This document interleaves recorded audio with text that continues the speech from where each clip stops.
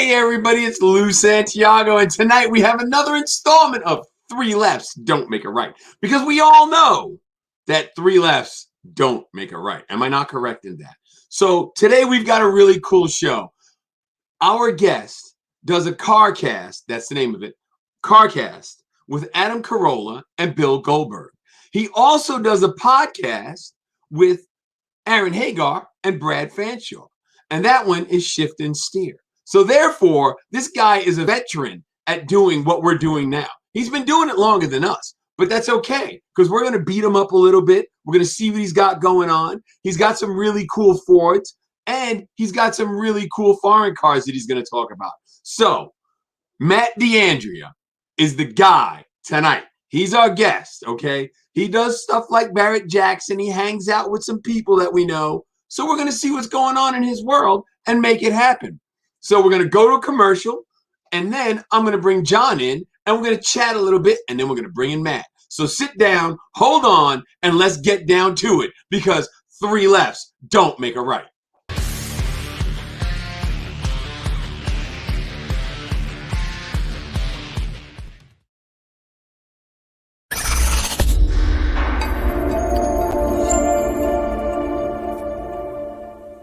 What you need to do is check out DEI, Design Engineering Incorporated. They keep the heat out so you're not sweating to death. Check them out.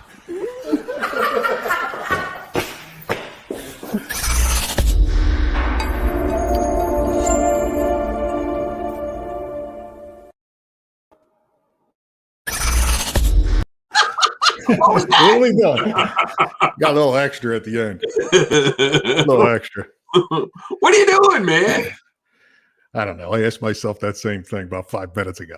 You know what I'm saying? So what you're saying is you're totally lost right now. You're wandering through the rest of the day totally confused. I got to tell you, Monday being a holiday screwed up my week. I feel like it's Tuesday and, setting through. Your internet is shitty. I'm saying it. You're frozen again. There it goes again. Am I still? Now you're all jerky. You're like that cable commercial where the sister's looking at her niece, and it's like, that's what you look like. I got to go out and come back in, but I'm not doing that. You're going to have to deal with it. Hey, I'm not the one who's. I'm just saying. The masses might not like. Is it constant? Is it still doing it? You're not doing it now. Just don't go moving around. Brian, what's up, man? Brian McKinney said, hey. Okay. Hope you're staying sexy. Bill says, hey, guys. Bill, what's happening? Buzz Elliott. I'm going through it because, you're scratching your ear. I don't know what's going on with you, Yeah. Rude Mopar dude. I like that. Rude Mopar dude. That's awesome. Albert. Hey, Albert's on every week. Albert's one of those guys that speaks in vowels. I could tell that already. So anyway. The calls. We got Ryan on standby if people want to call throughout. We're not going to do it just the last 15 minutes. The phone lines are open throughout the entire show if somebody wants to call in. 215-469-1892. If he's got somebody that has a good question, we're going to pop it up on the side there that says their name and where they're from. Also, too, wanted to say that we are looking for an intern. If somebody's got somebody out there that can help tie up loose ends for us, that'll work. Email us. Email runs across the bottom there. The other thing, the guests coming up for July. You know who they are? We've got Paul Tuttle Jr., Shag, and Ian, right? Yeah, it's right. It's a pretty good. It's a pretty good July. It is. I'm looking forward to each and every one of them. I can tell you, going back and forth with Paul Jr., I get the impression that he's crazy busy. Two, he seems a little nervous. So, but he's got some cool things, coming up. He said he's building an electric bike. He's opening a new shop. So he's got a lot of stuff to talk about. I mean, he's moving. Yeah, that's awesome. Yeah. So, John's frozen shop. I need to learn how to be a ventriloquist. So when John's frozen, I can go. I'm going to go out and come back. All right, so you wait, just wait. You know what? We're just gonna bring it. All right, we'll come back in. I'm gonna tell you guys what's going on. I'm gonna give you a shop update. So here's what we got while John's going out and coming back in because his internet sucks. I got the lights all done in the shop. So this weekend I had to push the S10 out that I got to work on to get back on the projects. So I'm gonna get my neighbors and we're gonna push the S10 back in the shop. I'm gonna get on that. I'm gonna start shooting videos on that, and then I'm gonna get the Fox body done, and then I'll be able to finish up the shop. But the lights are in place and they work. I don't think I've showed you guys a picture, so I'm gonna find it on my phone so you guys can see the picture. It is pretty awesome. Boom, there it is. There it is. So this is where I'm at with everything. How's that? The lights are off. Yeah, it looks good. It's bright. Yep, LED daylight, so it's really awesome. So I'm ready to rock and roll. So Garage Insider TV is going to start ramping back up here in the next week or so. I need to get a mic. I'm going to buy a mic pack when I get paid from the school on the 15th, and a tripod. So we'll be ready to rock and roll. So I'll have everything good to go. So your internet looks better. Glad to see you decided to come and hang out. I wanted to tell you a couple things before we get into Matt. One, Bradshaw's people got back to me, Terry Bradshaw. So that's a plus. They're looking for dates for us to shoot him for Horse TV. I threw out August 9th, week of August 30, and pretty much anything in September. Said we'll move it, make it work in September. Okay. Because I don't want to wait that long. I figured, if he has a date that works in September, we'll do September. But that's going to be, to tell people what that's about, we're shooting a celebrity series, what people with a couple bucks or known people, what horses mean to them. Bradshaw actually has a fly repellent. He's into quarter horses. He's big into horses. I think he's got a few hundred or 1,000 acres up there in Oklahoma. At the same time, we're going to run through Texas. I'm going to reach out to Rawlings and see if we can follow up with doing the monkey trap talk shit. Throw him a beating in person. I'm going to call Bill and see if we can go bother Bill then. Why not? We'll go see Ray. We got a whole list. It's like 6 people to run through Texas. Probably take us all week.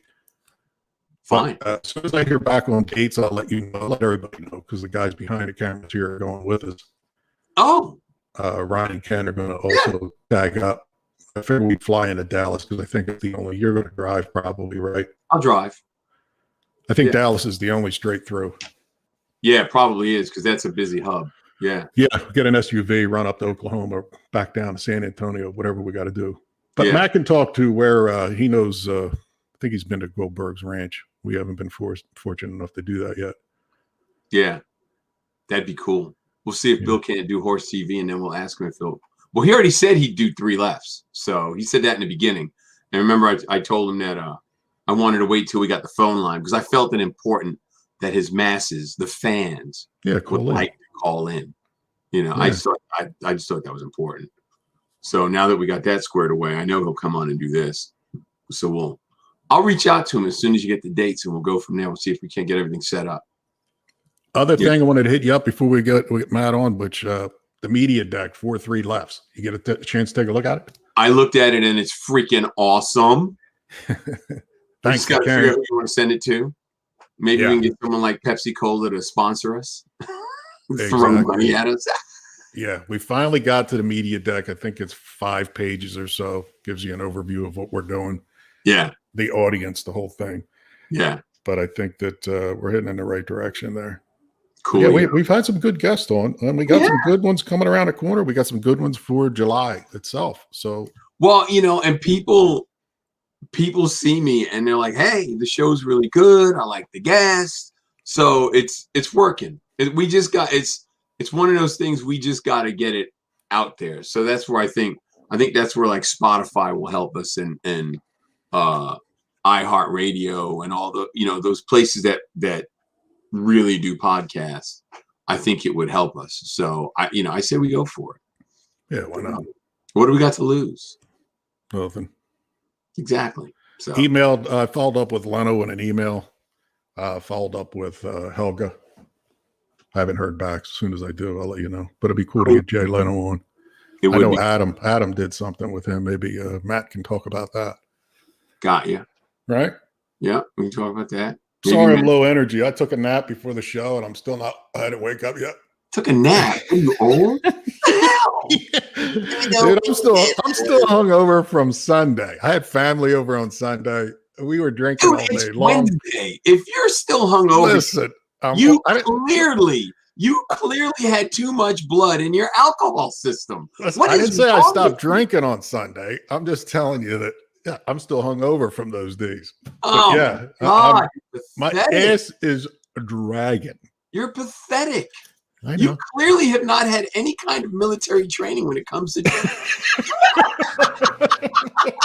What is wrong with you? That's true.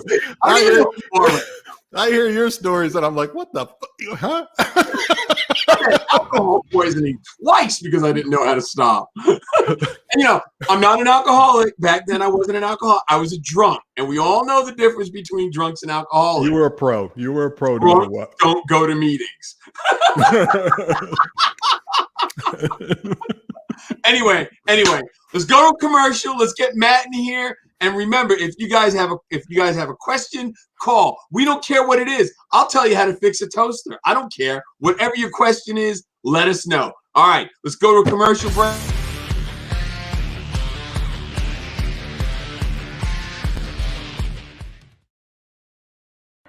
For more than 25 years, DEI has been controlling heat and sound, all with products developed to protect components and drivers alike, and has become the standard by which all heat and sound control is measured. Each product is developed with solutions to problems in mind.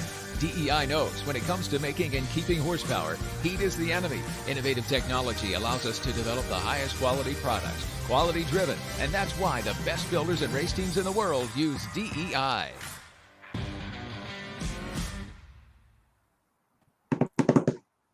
Matt, hello. What's happening, man? That first DEI commercial was the bomb. That thing was the best.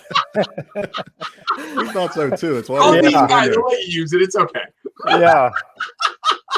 It was pretty funny, wasn't it? I think there's a couple others because when I did that one a couple of years ago, that we got done. We got done in a couple of hours. I shot the stuff. I'm like, hold on a minute, and I just started screwing around. So I was going to say that looked like a couple hours of work right there. I'm just running wild in the streets, man. It's just what I can do. I don't know what I'm going to say till I say it. So that's really just crazy. Like here. Nothing's changed. Yeah. You just shit here week in and week out. We don't know what's coming up. Yeah. Well, and it's funny because when I first started doing TV, they're like, read the copy. I'm like, what? Read the copy? What the hell's the copy? What's the copy? Like, I had no idea what they were talking about. Yeah, so that's where we are. So, but dude, so what do you got going on, man? I mean, let's talk about some stuff you got. Yeah. What do you got going on in the world? Well, I mean, for me, I've got some car projects, as you can see behind me. I'm working on a couple of things, but the order of business around here has been podcasting for some time now. As you mentioned in the intro, I do the podcast with Adam Carolla and with Goldberg, and shows with Brad Fanshaw and Aaron Hagar called Shift and Steer as well. Right. But yeah, we've been at it for a minute. I want to say it's Adam and I probably 12 years. Really? It's way. I mean, I knew you guys were doing it for a while, but I didn't think it was that long. Yeah, Adam was one of the first to just do podcasting in general. Like when he left terrestrial radio, he was certainly one of the more popular names to start doing podcasting. And the struggle back then was as he started doing podcast, he did the Adam Carolla show, and about 6 months into it, CarCast started. I was producing it, but I didn't start hosting it until about 9 years ago. And it was a different time because back then, for years, even as we were trying to build something and gain some advertising, we had to sit and explain what a podcast was and then explain how advertising would benefit. Now, podcasting is much more familiar. So now we just talk about, like we all do, like your ad deck, your pitch deck, you guys were talking about. You were talking about the numbers, you talking about the audience, talking about guests. But before we had to sit down and go, let me explain what a podcast is. Whether you're just pitching a client or an ad agency. So there was this education portion of it first, and then there was the why are we different or whatever. Right. Years ago there was a couple of 100,000 podcasts on iTunes. Now there's, I don't know, like 1.5 million or something like that. It's phenomenal. Yeah. But we've been at it for a little bit of time now. That's good though, man. I mean, it's clearly working for you. If you've been doing it 12 years, it's clearly working. Yeah, we're having a good time doing it. For us, we get to talk about car stuff all the time, right? So for a guy like Adam Carolla and Goldberg, it's not their main job. So my shows are the most fun because it's sort of their hobby. Right. I mean, we've turned it into a business, but let's face it, Adam doesn't make money off of my show, nowhere near like he does off of his other shows and live things and the books and whatnot. But it is interesting to be able to sit down with those guys, have them kind of breathe and relax for a second and go, what do we want to talk about? We're going to talk about car auctions. We're going to talk about Motorator. We're going to talk about vintage racing, documentaries, like anything we want, and have some fun with it. Yeah. No, I get it, man. That makes perfect sense. I like that. Hold on, John. I'm not done with my thought. Wait a minute. Wait. Go ahead. I got you. Yeah, I got nothing important. What I like about the podcast. Go ahead, bro. You can, like you said, you can just sit and talk if you have to. You can get the conversation out. It doesn't have to be so structured like a lot of the like the late night shows. You know what I mean? Yeah. And that's what I like about it. All right, John, say what you're going to say. I was just going to ask, when you guys got started out, what's the best way of going and getting sponsors, getting the word out, all that kind of thing? Because we got people calling us, but we want to be able to pick and choose. So I want a list. Yeah, so we did a couple of different things. We actually for some of Adam's other shows, we had a couple of freelancers. We had a one guy in particular that was very, very good at selling to ad agencies. He came from a background of radio and TV and already had a lot of connections in there. So when he went in, he mostly worked on the education of what a podcast was. And then he would say, here's the talent roster and this is what we're doing. Podcast One is one of the big podcasting networks right now. And then this guy that started with us, he was one of the co-founders of Podcast One and is the president of the company. So he went from one of the first people selling ads on podcasting to becoming the president of one of the companies that runs it. But the truth is I've done quite a bit of that in this space as well. And I didn't do it any differently than the way you guys would have done it. You've been in the industry for a long time.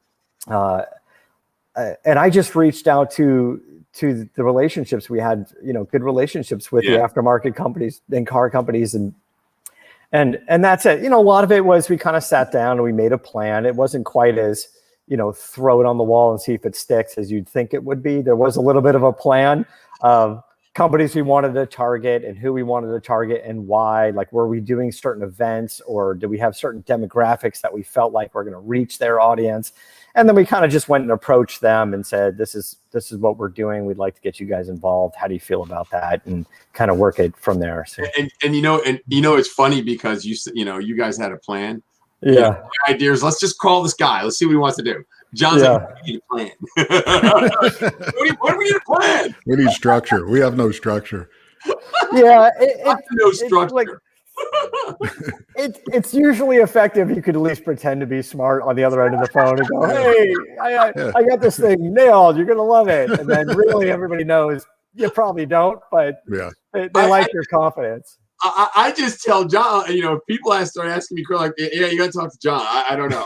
I don't know nothing about it. Matt, I'm impressed with how clean your shop is behind you. To be fair, I pretty much just moved into it. So there you go. Adam Carolla's garage is on a different part of town. I live on the west side of town in LA. And I just got this place. I just started moving stuff in. The car and the engine I've been working on for a while. Now, to be fair, I did that TV thing where I was like, oh, I'm going to take the cover off that engine and move it so you guys can see that there's an engine back there. But really, like 90 seconds ago, that thing was tucked in a corner covered over with plastic tarps, right?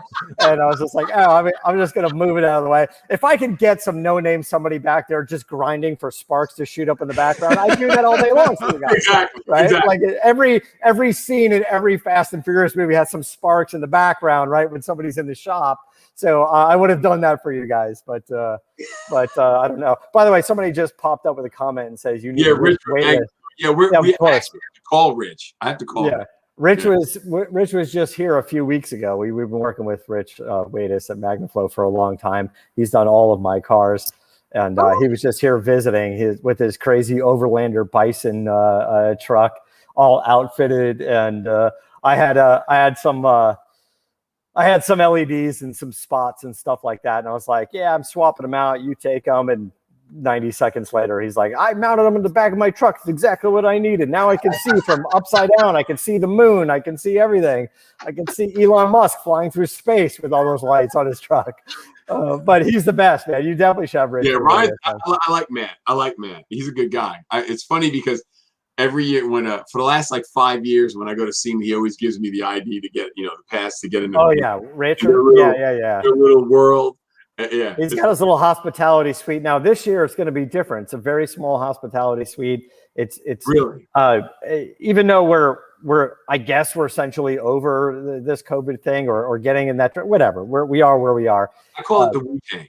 Yeah. Right. So, it still sounds like what a lot of the companies are trying to do is probably avoid doing like the meet and greet lines where people, it's just 60 people bumper to bumper waiting to handshake. And I'm not sure that we're going to even do much live podcasting from there. The companies are saying they just don't want, three of us sitting on a riser 3 feet in the air, just spitting on people as we're yelling and going, pay attention to my podcast, So if we do, maybe it'll be a little bit more distant, that type of thing. I think SEMA's trying to plan it where all the walkways are a little wider, which, if you've dipped into SEMA at all and got sort of a peek behind the curtain, you'll know that that's probably a mess because it's a lottery system and it's based on seniority and your booth size and how many booths they can fit in like Central Hall and the Hot Rod Alley. And if you go to everybody and go,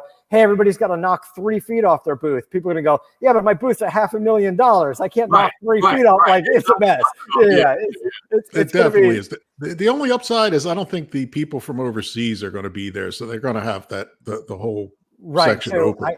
I don't know if this is just a travel restriction or a combination of a travel restriction and a SEMA rule for the year. But SEMA, of course, being a trade show, they bring in buyers. The manufacturers present to their buyers all around, and there won't be any international buyers brought in. Oh, wow. And that just could be limitations on international traveling. But I just think SEMA's rule, again, this is new information. I don't know for sure yet. This is just the latest that I've gotten. Right. Was, no international buyers. So that was the only way for them to sort of make a reasonable choice on limiting the amount of people that would show up. But that being said, there's that new West Hall. It's a 1.4 million square foot West Hall. Nice. It's a couple 100,000 square feet of registration area and a couple of meetings. I was just there for probably the first public event they've ever had, and that was Barrett Jackson, Las Vegas. Yeah. And the room we were in, one of the main halls in that West building, gorgeous place, 600,000 square feet. Jeez. And there's more over there. So I think that will offer the SEMA show the ability to expand and still keep it under the roof. Right. So this year it might be they're expanding the walkways and growing into that building, but in future years they can put the walkways back and just add more booths and give more companies an opportunity to display. But I don't know. It'll be interesting. There's a lot of walking, brother. There's a lot of walking there. You thought, it's crazy. You thought North to South Hall was a hike. Just wait till you add the West Hall across the street. Well, that itself is big. Time I went to SEMA, there was I had 24-hour access when I was doing muscle car, right? So I was still on East Coast time. So I was like, you know what? I'm just going to go at 2:00 in the morning. Yeah. So I went down there and walking around, and I had never been. And we're talking 15 years ago now. And one of the security guys was there. So me and the security guy are walking around chatting. And I said, man, how big is this show? And he goes, if you walk every aisle, every one of them, it's 75 miles. I'm like, you are full of it. Like, nope. That's big. Like, Yeah. I was in awe that he told me. I was thinking like 20, is 75. And it's gotten bigger in 15 years. It's crazy. Listen, when you go there, if you go there this year, you walk around, you do your thing, and you track all those steps on your iPhone, and you realize you're doing 7, 8, 10 miles a day for 4 days in a row. Yeah. And it starts to take a toll on you. I think between the convention center previously and the LVH next door, they got some of the booths in there. It's over 1 million square feet under roof. That doesn't mean Ford out front, or they're going to do an overlanding thing out back this time, and they get a lot going on. I like it though. I love SEMA. SEMA for me is also a great opportunity to meet up with all our friends from the industry that I don't get to see on the West Coast, right? Like all my friends from Holly and Comp Cams and all the guys out there, I get to hang out with them when they're in town at SEMA. So it's a big social thing as well. Yeah. That makes sense. Matt, tell us about the Mustang. Is that going to SEMA 93? Yeah, so it was at SEMA already in 2016, and like a lot of SEMA builds, it was basically held together with like hopes and prayers and some bubble gum, and we pushed it in and we pushed it out, and that was about it. And I brought it back, and I started going through and rebuilding everything on my own, and it's been taking much more time than I anticipated. Mostly because it's been at Adam Carolla's garage, very famously sitting on his lift for like 3 years. And I just didn't have the resources or the time or the location. Getting over there takes me a while. So pretty recently, about six months ago or stuff, I got this warehouse and I brought this over. So this is it's a real 93 Cobra. I know some people will say, why'd you cut it up? And I'll say, because it's mine and I do what I want. There you go. But as much as I love the cars, I had a 93 Cobra new back in the day, and it got stolen and stripped, and you couldn't even salvage it. And I wanted another one. I bought another one. So I started doing this build with sort of a period correct design theme for it. So I've got full suspension on it, from Maximum Motorsports and big brake kit and all that stuff on it. The engine I rebuilt to a 331 cubic inch, but I kept the original GT40 iron heads. I kept the original Cobra intake. It's not the Ford Motorsport aftermarket. It's the original one on the car. Wow. Everything's been cleaned up and ported, and it's got some shaft mount rockers and whatnot. It's got a custom cam and stuff in it. So when you open the hood, you do get to say, hey, those are the original 3-bar heads, right? And that's the original intake. But it's going to have a Pro Charger on it. At SEMA years ago, I had the Pro Charger kit on there that would go on a Fox body. And then when I brought it home, I was like, why is this kit so ugly? It's like big air conditioning unit over here, and it sticks out far. And I made this mistake of thinking I could do it better. So I took it all apart, and I went with a smaller, like really nice, compact front engine accessory drive kit. And then I had this idea that I could mount the supercharger lower and tighter, but I had to reverse the supercharger, mount it the other way, have the discharge tube face down. And what you can't see is I have twin intercoolers, air-to-air intercoolers, behind the fog lights. It has a 6-inch fog light in the front of the Fox body, right? Yeah. And what we did is we scanned the front of the car, and then we 3D printed a honeycomb grill to kind of fit in there. And I always wanted the fog lights. I didn't want to get rid of them. So I'm floating in the middle of that grill a 2-inch LED fog light.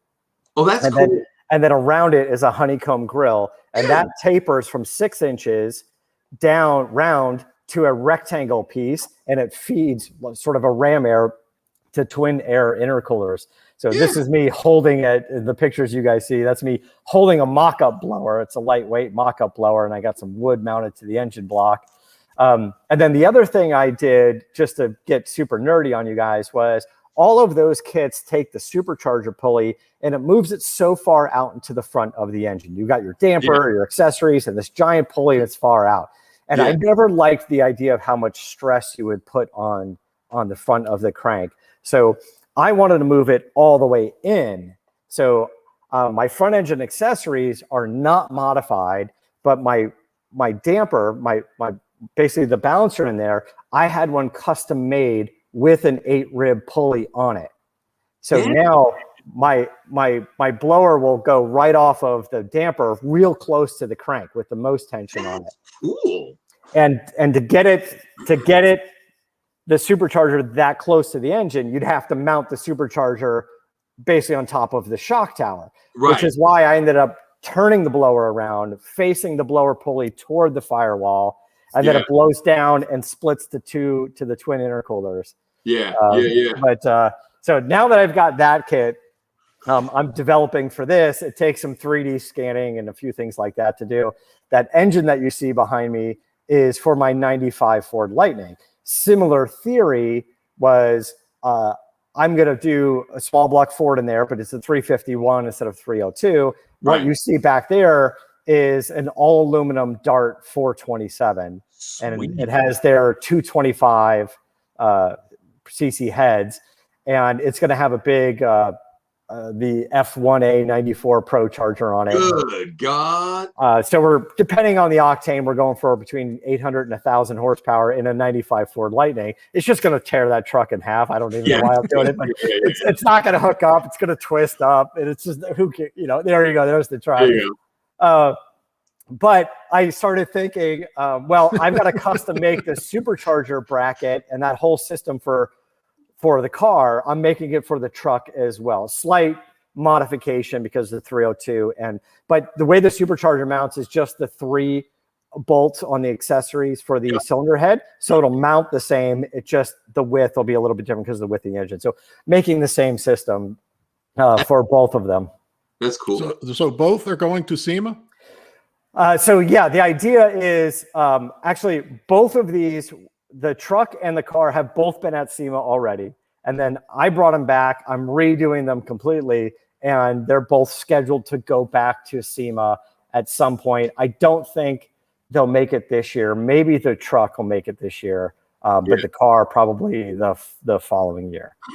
It's a pain in the ass bringing 2 cars, by the way. It's already a pain in the ass bringing 1, bringing 2. I brought 2 a couple of years ago, and by the way, this isn't a shop this is just a hobby of mine. So I do the podcast. We create some content. These are what I do on my own. So the reason why these take so long is because I don't get paid to build these cars, right? So this is just me screwing around in this garage, I have to go out and actually do other stuff to keep the lights on in here, which is the irony is I got to go work to have this place. So I never have time to be in this place to do actual work on the cars. But that's why I started doing the podcast, because I would build all these cars for people, do all this chassis work, and I've got nothing.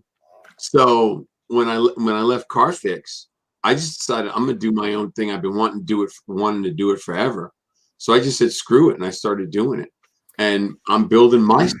I just feel I need to get my stuff done. And you have a project I want to ask you about, but before we do, that picture you brought up of that 95 Lightning, one particular feature of that truck that I really like is the Lightning looks like any other F-150 except for the wheels. The silly, goofy looking, teardrop wheels. Whether you like them or not, it's the thing that makes the Lightning stand out. So my co-host on Shift and Steer is Brad Fanshaw. He ran Boyd Coddington Garage for a long time. I'm sure you know Brad. He has Bond Speed wheels. And I went to him and I said, hey, man, I'm going to do a custom big brake kit on my truck. And we're going to do a custom suspension and all kinds of crazy stuff. I need to make a wheel, but it needs to be a Lightning wheel. So we took the original Lightning wheel, we scanned it, and then we made a one-off billet set of wheels, but now they're 18-inch instead of 17-inch. they're directional left and right because the original ones spin different ways. They look stupid. And they're slightly staggered. They're 18.9s in the front, 18.10s in the back. I just wanted a little bit of lip in the back. And then I was able to fit my 14-inch big brake kit on there. So yeah, here's the wheel that we scanned and made. So it's cool. It looks, you know, from 20 feet away, you're like, oh, that's a lightning wheel. Then you get up on it and you're like, that's kind of a cool billet wheel. So I'm very happy that Brad was able to make these for me. Yeah, I like. You know what that typically costs if somebody wants a one-off set? Depending on how complicated the wheels are or who you went to get the wheels done. But I'll tell you, like some of the really high-end SEMA cars that have a custom set of wheels, it'd be 10 to 15 grand. And and if you get a sponsor and you're just trying to cover cost, or there's a favor being handed out, you're probably still into it for 6 to 8 grand. So it's not inexpensive. But I think if you called a company that can do a custom wheel for you, a billet wheel, but it really depends on how much design time is on the wheel, how much computer time in CAD, are they custom designing it? We cheated a little bit by scanning the wheel, right? By scanning the wheel, that gave us, 85% of the design. And then we tweaked the design based off of the CNC machine's ability, right? So if it was cast, it would be more of a bucket, but we gave it a little bit of depth, but only what we're capable of based on the thickness of the aluminum and what the CNC machine was able to do. And then from there, we gave it a bit of a polish up and then did, it's basically like I think the color was a Mercedes silver powder coat, which was pretty close to what we wanted. So anyway, that's what we ended up doing. But it looks like it's a factory wheel. It does. Yeah, thanks. If we ended up polishing it or chroming it or something like that, or even doing it black, it would have looked just too aftermarket. And I didn't even want the polished lip. I was like, just give it an OE look. I kind of wanted it to look like the cast wheel, but when you see how nice it is up person, it was just kind of a neat feature. And then I'm working with the guys at JRI Shocks. If you haven't worked with them, they're fantastic. We work with the guys at JRI on one of Adam Carolla's Paul Newman racing cars. And I was talking to them about the truck, and I said, hey guys, I drive these press cars all the time. Very fortunate to be able to review cars like that. And everyone these days, not even just in the supercar world, but everyone's getting into these adjustable modes. And it's beyond just the engine tuning. There's a street mode and a sport mode. Everyone's getting into steering calibrations and suspension calibrations. And I said, why is it that no one in the aftermarket suspension world has really come up with a very cool sort of competent cockpit adjustable suspension system? We can adjust our coilovers, ride height manually. We can get to the top of them or the bottom of them. We can change the little valves and get the way we want. And JRI said that, we've been developing a system for a while now. It's pricey, so we haven't been able to do it in the masses. They'd have to, whatever the business model is, they'd have to develop a vehicle specific kit, like a 69 Camaro, and then make a bunch of them and try to, anyway, I said, let's make something happen with it. So, we're cutting out the I-beam suspension on my truck. We're going to an IFS in the front. I'm doing a 4-link or a 3-link in the rear panhard bar, coilovers, JRI coilovers. And then we are pre-programming the shocks with a computer at the factory. And then in the vehicle, I will have a 3-way switch. Now I can control it with a touchscreen, but I don't need to. And I don't want to mount a touchscreen for now. Maybe I'll add it later, stick it in the glove compartment. But my 3-way switch, I can make any calibrations I want. They'll preset them.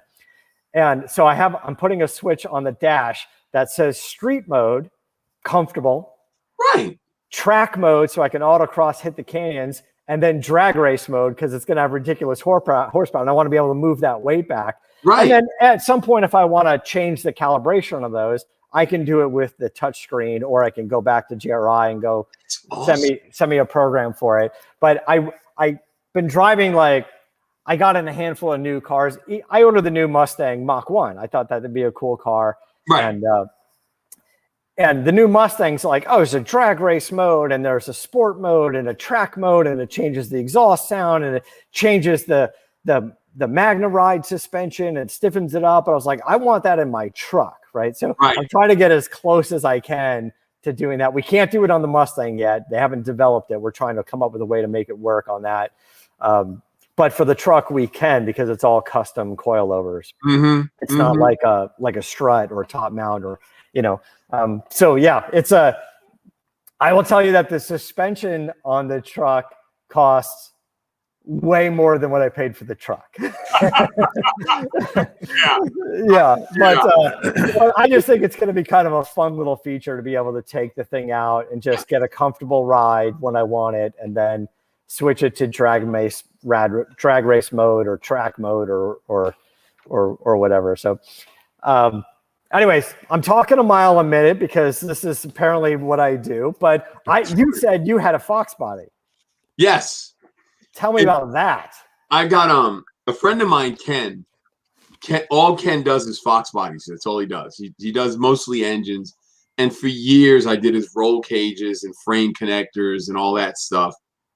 And I had just gotten CarFix. So Ken calls me. I was like, hey, I need you to do this Mustang. I said, dude, I can't, because I'm getting ready to start traveling again.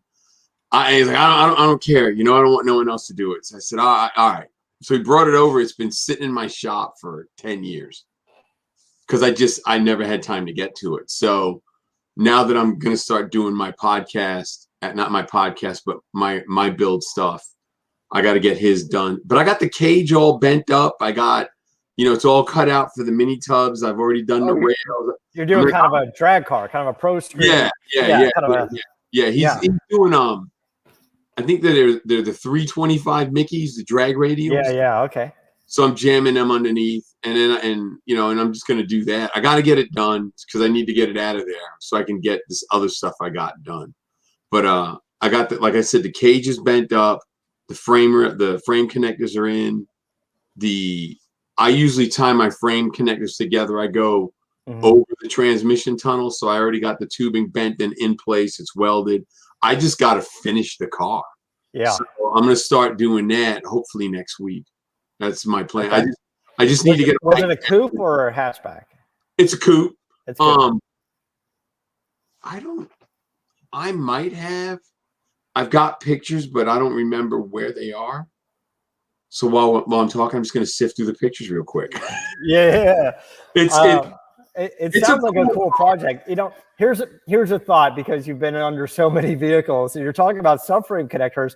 We went under the truck, and even though it's a full frame car, it still kind of twists up. It's not very strong. And surprisingly, there's a lot going on underneath that truck. There's 2 fuel tanks. There's one kind of on the side behind the driver, and there's one in the back. And on the other side, exhaust system, and between the giant transmission. I'm just trying to find a way to tie that frame up a little bit more. I mean, I could, like you were saying, I could do some sort of hoop in the cab of the truck, have some bars go into the bed of the truck. Maybe not a race spec a cage by any means, but I could probably hide a cage in the cab and kind of, go through the back and tie in the frames. But I had the guys over, I forgot one of the companies, Stifler's maybe, and they're like, well, yeah, we wanted to make a, sort of an X brace for underneath it. And they're like, it's a pain in the ass down there. We can't get it done. So I haven't spent too much time underneath to see if it can be done. But I don't know if you've done it on trucks before. But I've done a lot. It's already a box frame, but what I've done on trucks in the past is I put the gas tank behind the rear end. Yeah. Because a lot of your trucks have the saddlebags. So I free up that space, get it in the back. That way, because if it's behind the rear, it's just going along for the ride. So I put that back there.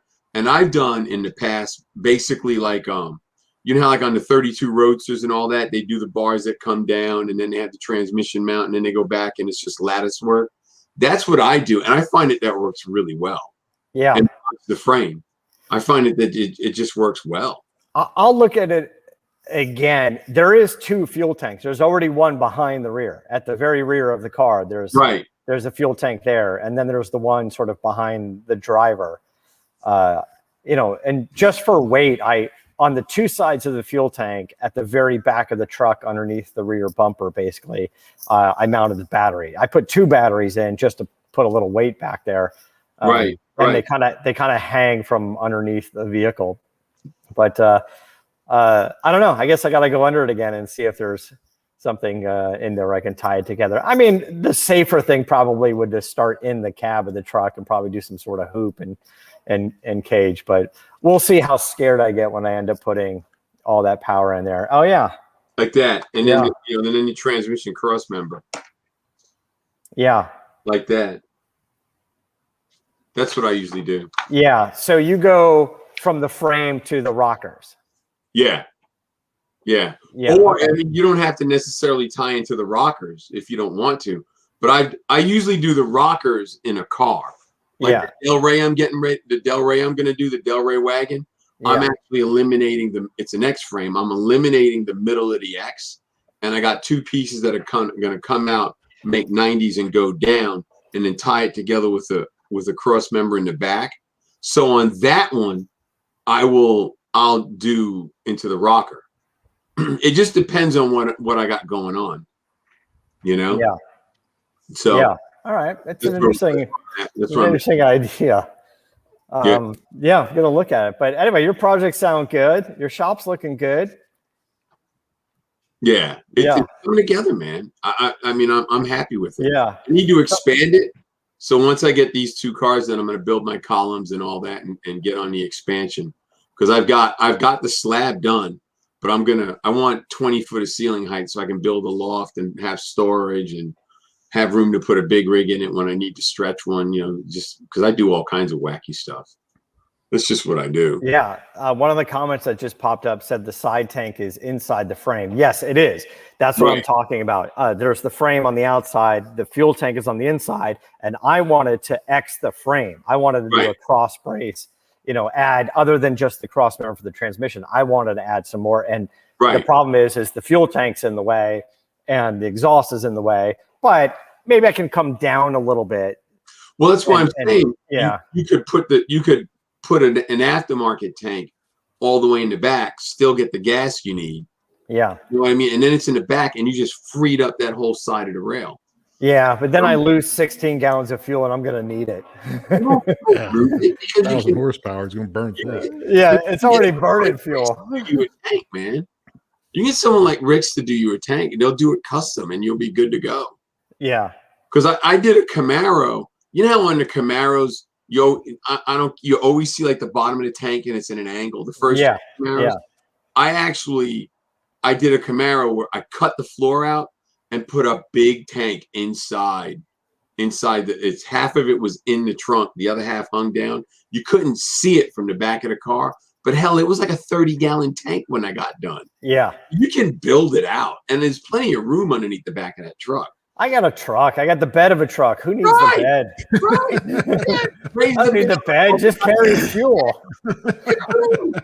Jeez. Yeah. Hey, and just so you guys know, if you guys want to call in, it's 215-469-1892. We're taking calls, so just keep that in mind. So, what's the deal with the car collection? So, Adam Carolla's car collection is what I've been participating in for a while. Obviously, everybody's got their own, in our little world, everybody's got their handful of cars that they like. Goldberg's got his. He's building the sickest garage. If you've ever listened to CarCast, he's building like a 20,000 square foot garage on his property in Texas. Of course, it has like a 2,200 square foot gym. Loft. It's got a gym, right? Because he's got to make money somehow, right? That's how the man makes his money. But the pictures you saw is Adam Carolla's garage, and he's just got a fantastic collection. And what you see there is quite a number of vintage Datsuns, Nissans, a couple of Porsches, and that's mostly because Adam kind of fell in love with the story of Bob Sharp and Paul Newman, and acquired like 1 or 2 Newman cars, maybe 3 back in the day. And as he was getting these, it just came with a great story about Newman's racing history. And that led us to create Chassis Media, which is Adam's production company, his in-house company that makes documentaries and TV shows. And the first feature film documentary was called Winning: The Racing Life of Paul Newman. I think it was around 2016. And just a fantastic story about Newman racing for 40 years. And winning 4 championships as a driver and several championships as a team owner as well. And we kind of like those cars. So we slowly moved Adam's collection away from street cars. He's had quite a few Lamborghinis, a couple Lamborghini Miuras, Miura S and SV. Moved away from all of those. I think there's only 2 street cars left. And started getting into the racing cars. And now he has 13 of Paul Newman's original racing cars, including Newman's Porsche 935, which won Le Mans. It was first in its class and second overall.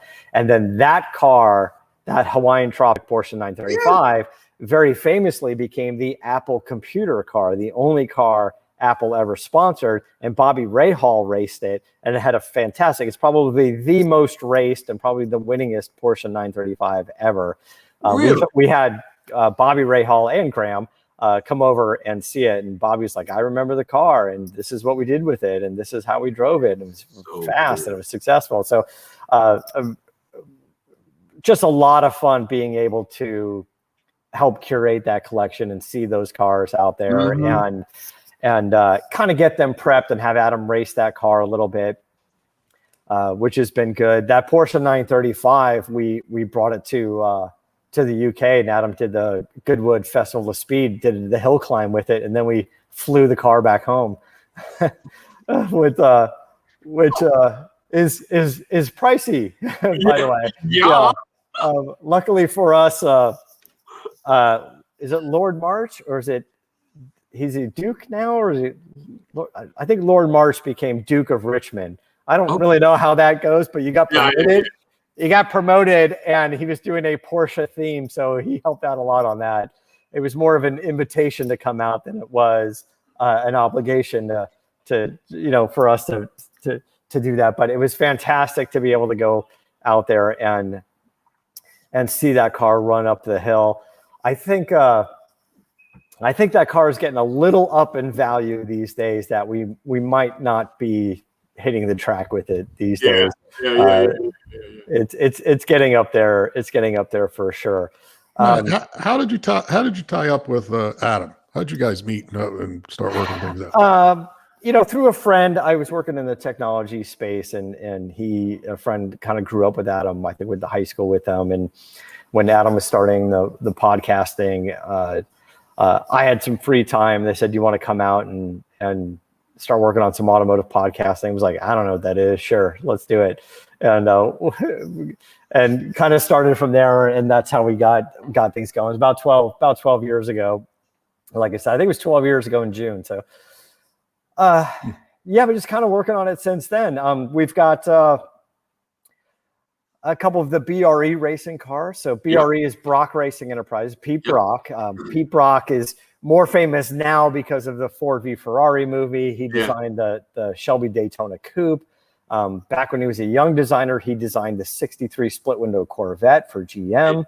So he's done quite a bit, and he's living in Vegas now. And so we got some of the BRE cars, a number of, I think we have the first BRE Roadster and the second BRE Roadster. And then we have 2 of the BRE 510s. I think one was wrecked and gone. And then the other one, which is the John Morton Championship car, is in the Nissan Museum. So I believe we have the largest collection of BRE racing cars right now as well. So that's kind of a neat collection. And then the other 2 that I'm leaning into right now that I'm pushing Adam on is Leitzinger. You're not a big name right now, but famous in the Datsun racing world. And of course, our friend Steve Millen has a lot of success in the racing world. I've heard that. We have one of the Steve Millen cars. It's a Steve Millen, John Morton, and Johnny O'Connell car. Okay. It's a 94 300 ZX. That's pretty cool. And by the way, one of the Newman cars, so not all Nissans. There's 3 Porsches in the collection right now. And Paul Newman drove, I forgot the year, 74.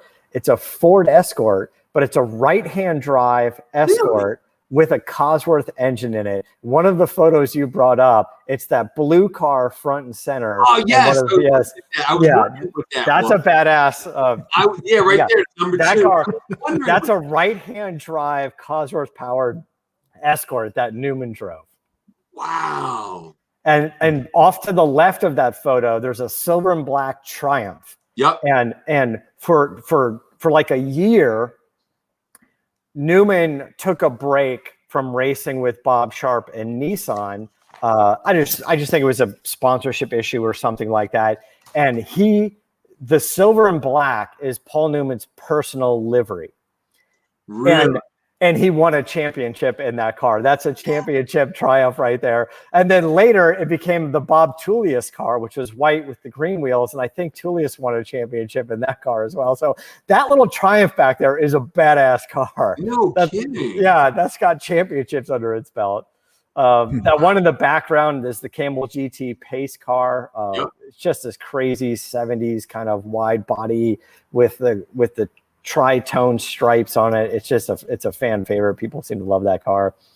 The red car is the Porsche 935.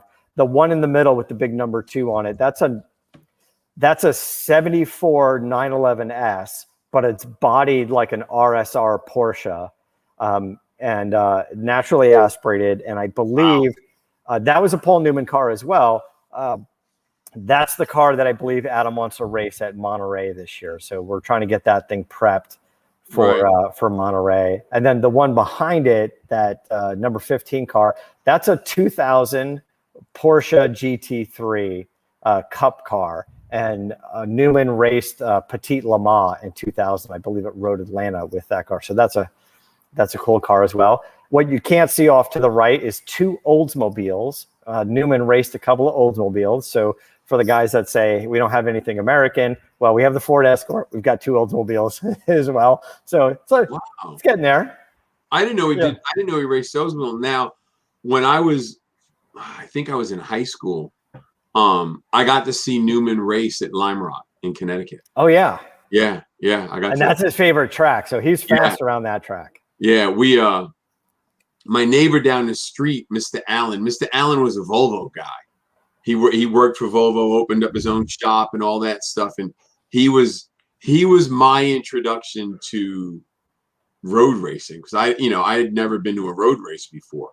And his son Wendell, me and his wife and his daughter, we went out to Connecticut and I got to see it. And it was cool. You know what I mean? Like, I knew who Paul Newman was because but I wouldn't, now I look at it and go, man, I was pretty fortunate to get to see him race, I thought that was really cool. He knew how to drive a car. I'll tell you that. He was fast around that track. One of the comments that popped up said, do we know the guys at Z Garage? Of course, they're fantastic. Bob and his whole team over there. One of Newman's things is he did the movie, he did Winning, and he kind of fell in love with racing. And then, at Lime Rock, he did a couple laps with Mario Andretti behind the wheel, and he was hooked. He was absolutely hooked. And he got in the car, and he did a great job, kind of slow and steady. Loved the racing. Joanne was out with him. His wife was Joanne Woodward was out with him all the time. He basically cultivated Willie T. Ribbs' racing career, which is another documentary that we did. So it's been quite an adventure with Paul Newman's. One of the last movies Newman did, of course, was the Pixar movie Cars. Yep. And John Lasser, who is running Pixar, told me this great story. We went up to Pixar to film with him for the documentary. And he said, oh man, we were going after Newman for a long time saying, would you be in this movie? Basically retired from acting. Will you be in this movie, please? And didn't really hear anything back. And then they sent the script and he got a call and he's like, I like this. I like this. I'm gonna do this. I'm gonna be the voice. I'm gonna do your Doc Hudson. And it was great. But he said, I just want to be able to record it at home. I want to be able to do it in Connecticut, at least somewhere near home. So Lasseter would fly out there with his crew. They'd find a studio and they record all of his lines. And there's a line in the movie where he's teaching Lightning McQueen around the dirt track. Right.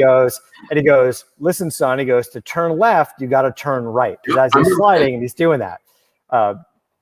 So Newman read the script, got to that scene, and they wrote something, and he said, this doesn't make sense. And so he just improvised and put that in there. And he said, this is how you really do it. You want your movie to be accurate. And he goes, so he was having fun with it.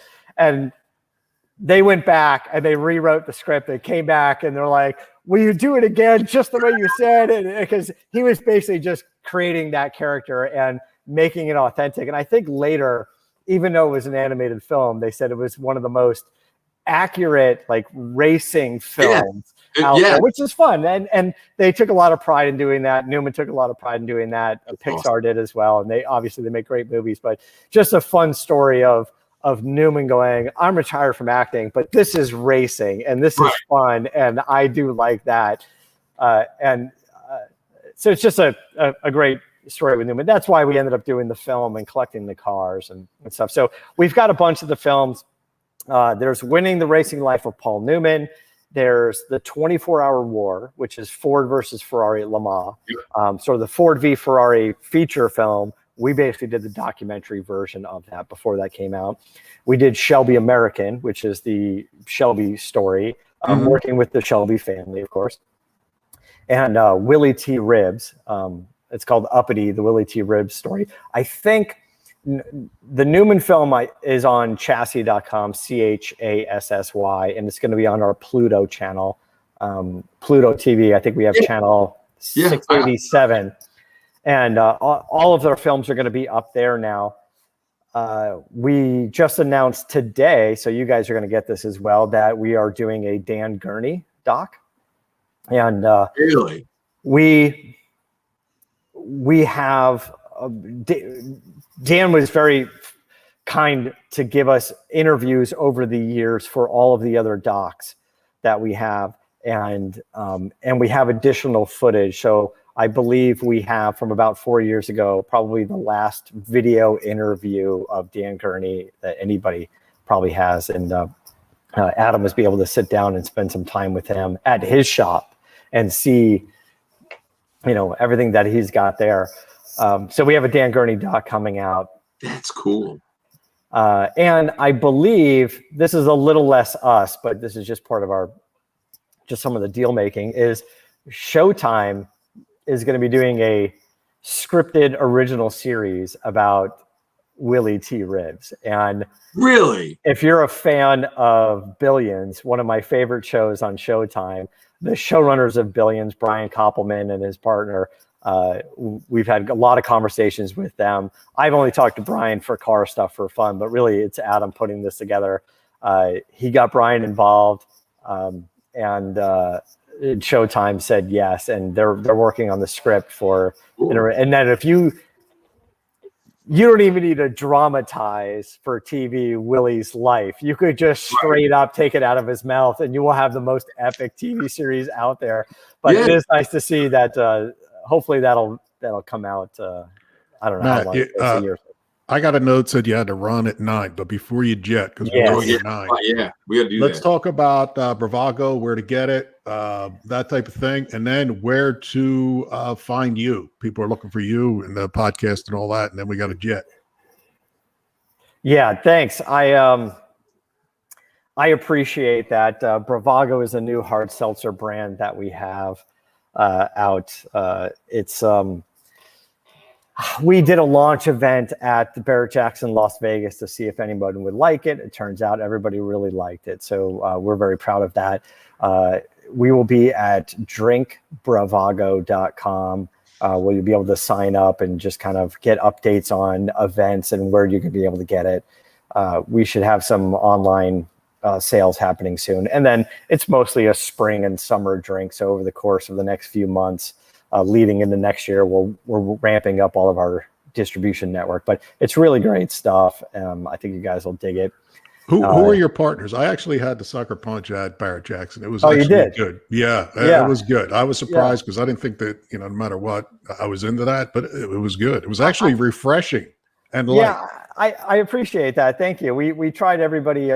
We tried all the others out there, and they taste a little flat to us and lack a little flavor. So we specifically punched ours up with monk fruit, which is 0-calorie sweetener, and came up with a really nice formula. And we also found I think it was helpful for Barrett Jackson because they were selling cars like crazy.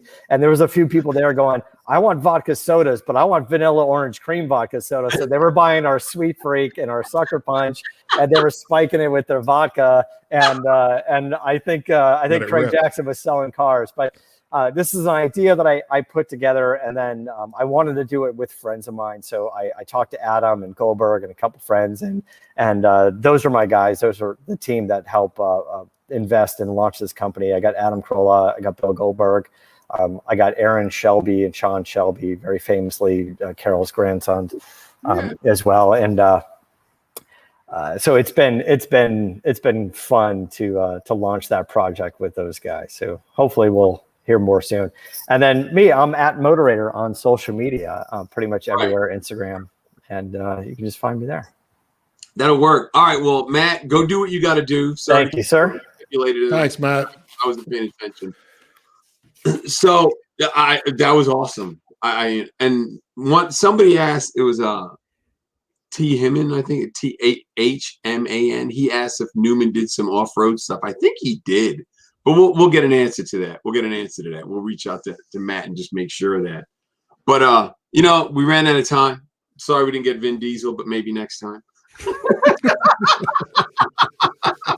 And if you guys want to reach out to us, 3leftsdon't@gmail.com.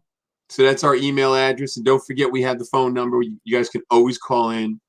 And really, that's it. You know what I mean? That's it for tonight. I think we had a great show, John. And we'll go from there. Next week, who do we have? Paul Tuttle Jr. is coming on to talk about where he's been, what he's doing, how it all started. There's a couple things I want to run past him. Yeah. Because he was probably 21 or 2 when that show took off. Got you. And, just the overnight success. I want to hear behind the scenes of what that was like, because I know they were down at Daytona Bike Week early on, trying to promote their bikes, and they had their thumbs up their asses before the show, and nothing took off. Show came alive, and they were off and running. Yeah. Yeah. They had their names on, I think, 125 different products. Yeah. Glasses, bicycles, models. Yeah. So I want to know more about that. It was in Walmart, T-shirts, the whole thing. They took advantage. I mean, they were the pioneers before Rawlings sticking his name on a bunch of shit. Those guys had their name on everything. Wow. So, yeah, Wayne's there. Yeah, Wayne was at Las Vegas. And Mike from DEI chimed in. Yeah, I saw that. Yeah, I got to call Mike. I got to talk to Mike. That Mike. It's not me, Mike. It's me. It's me. Next week's going to be good. After that, we got Shag from Iron Resurrection. We'll catch up. Tori's going to book up Adam. Not Adam, but Joe Martin and Amanda, probably September sometime, right after the season. And we got Eddie Munster coming up September, I think, 9th, somewhere in that area. There's a couple cool people. But yeah, we got people coming in. Ken is looking forward to Eddie Munster. He thinks that's the greatest. And that I'd known that, I would have booked him up sooner. And thanks to Brian Ryder, he made the connection. Yeah, so it's all good. It's awesome. Eddie Munster. All right, so here's the deal. Here's what we're going to do. We're going to play the iconic sizzle, and then we're going to end it. So I'm going to say the good night now. This way, when it plays, we're out. So that way we'll make that happen. So, all right, I'm glad you guys stopped by. Hope you enjoyed it. That's what we're trying to do, is just introduce you people to all the weird stories in the automotive world. all the cool stories in the automotive world. Just remember, 3 lefts don't make a right. And watch the Icon trailer because we're trying to find sponsorship for that because we'd really like to do it. We think it would fit right in with what we're doing here, and it would just be cool. So later, tell him, John. Later, next week, Wednesday, 8 o'clock. See you later. Ever wonder what happened to your favorite Hollywood stars? Some are screen legends. That's a Cadillac. Some made history. What do you say? Is it the new Bluesmobile or what? One thing's for sure, they all have more to tell. Road trip with me, Lou Santiago, as I hunt down these iconic cars.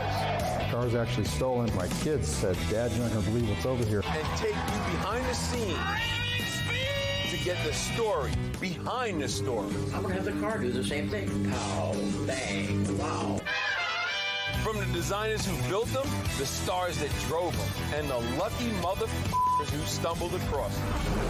Where was his car when you found it? Pull in there, pull in there. Dude, tell me you have your hands on it. You're not gonna believe some of this stuff.